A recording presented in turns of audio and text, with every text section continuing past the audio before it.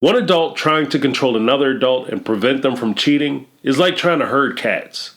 Hi, my name is James, and this is my take on reality.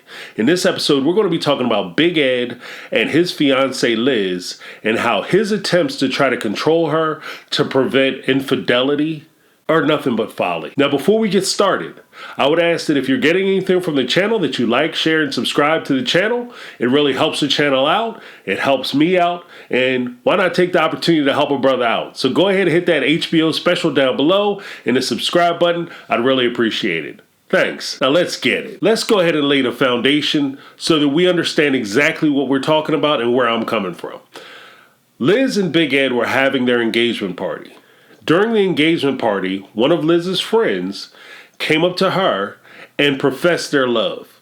They asked the question as to why Liz was marrying Big Ed, why she can't be with her. Her friend happened to be female, and why the relationship wouldn't work. It wound up devolving into a heated argument. No wonder why, because the booze was flowing. Alcohol and immature people will always lead to trouble. But in any event, a big argument erupted between Liz and her friend. She wound up having her friend ejected from the party, and Big Ed, being a huge, mature hero that we all come to understand, know, and love, he walks up to Liz and immediately starts attacking her for secretly having an affair with this young lady and cheating on him and, starting this, and why there must be something going on because she came up to you and she started touching you and feeling you. Unless she was slobbing your girl down in the middle of the dance floor, I don't understand why you would be offended that she actually rejected somebody,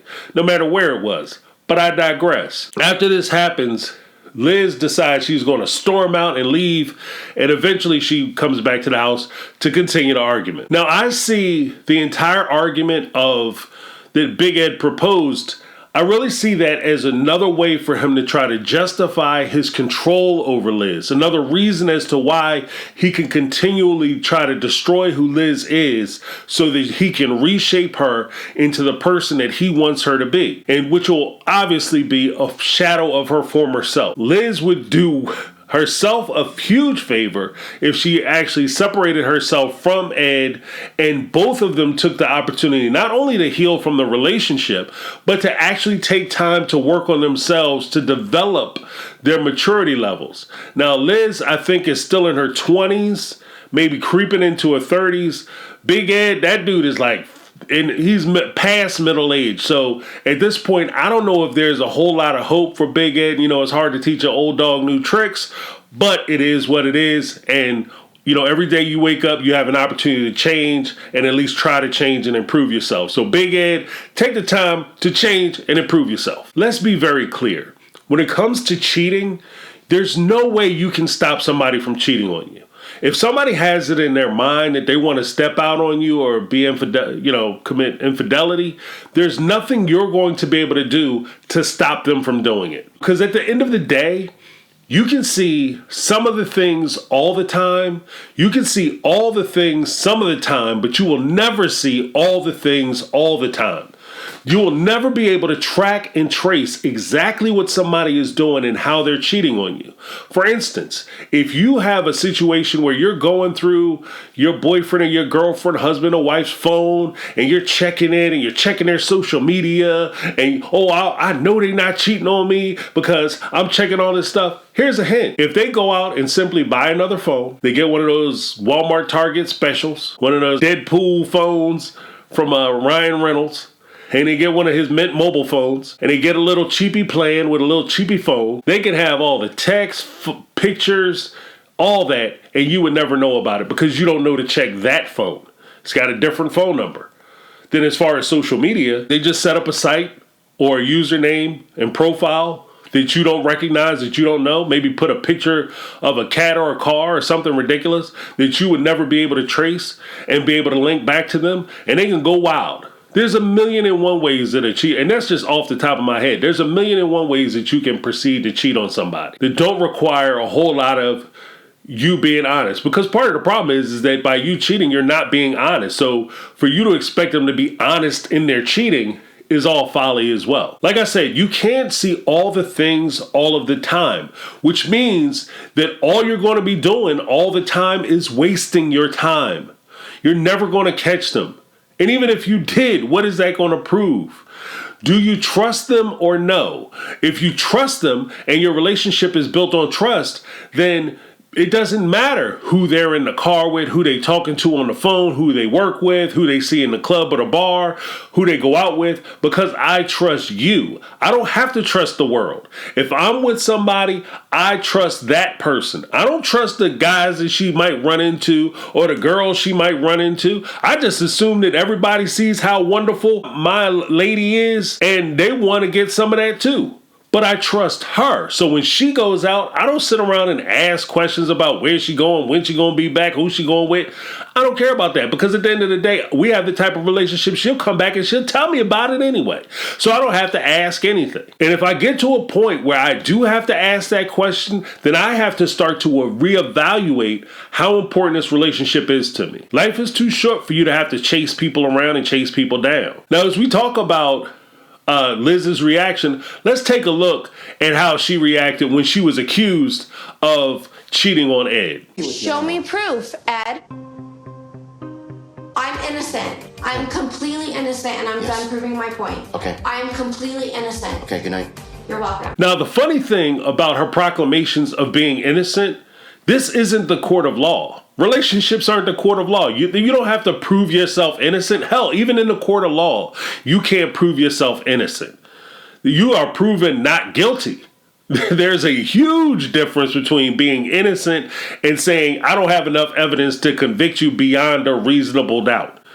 I don't need a reasonable doubt burden in order for me to be able to exit a relationship. When you find out that somebody is cheating on you, the only question you have to ask is, what are you going to do about it? That's the only relevant question. So suppose Ed did find out and Liz turned around and said, yeah, well, I am seeing her. That's my honey dip. I go about her on Friday and Saturday night. When you think I'm going to the gym, yeah, she blowing my back out. What is Ed going to do? Unless Ed is planning to leave her, why bother even asking the questions? You know what annoys the hell out of me? When somebody wants to ask the question of whether somebody is cheating on them, and then when they find out the answer, they don't do anything about it.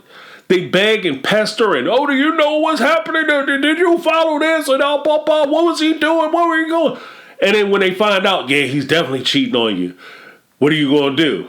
Well, I guess I'll just go home and talk to him about it.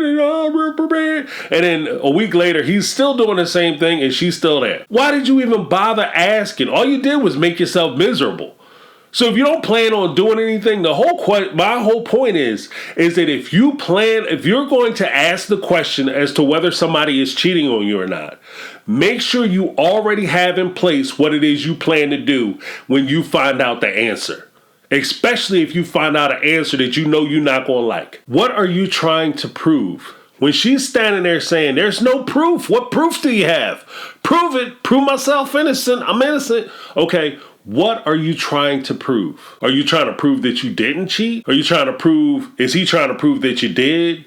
Is he going to bring in evidence to prove that you cheat? Phone records, blood samples, witness testimony, physical evidence, DNA evidence. What is the proof? What is the burden of proof? And how much proof do you need for you to say, that's sufficient for me to be able to establish that you definitely cheated on me?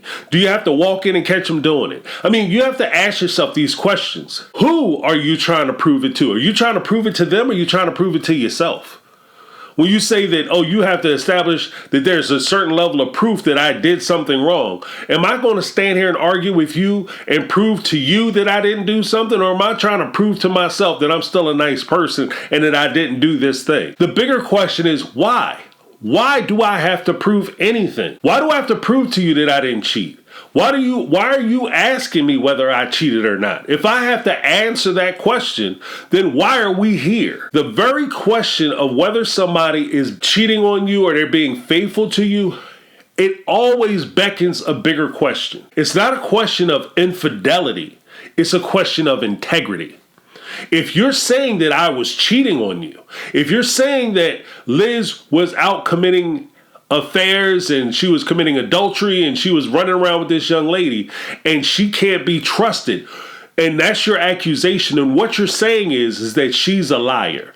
You're saying that she has no integrity, that she promised you one thing and she went out and she did something completely different. The very idea, I have to prove my innocence. I have to prove that I didn't do something wrong.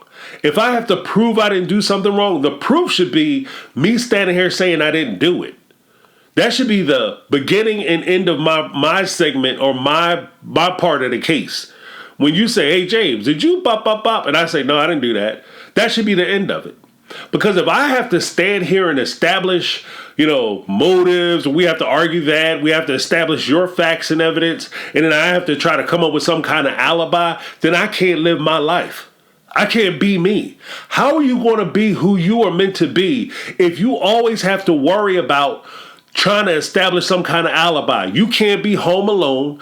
You can't talk on the phone. You can't ride in the car alone. If you are home alone or you're in the car going somewhere, then you have to be on the phone to establish what your alibi is and what you're doing, how long you're doing it, and who you're doing it with somebody else. Because I am so untrustworthy, I have to come in with a third party, another person, to be able to back up my claims that I was where I say I was. If you have to live your life that way, then it's not worth it. To me, that's not a relationship worth having. That's my take. I'm James. This has been my take on reality, and I'm out. 'Cause I've been living life right like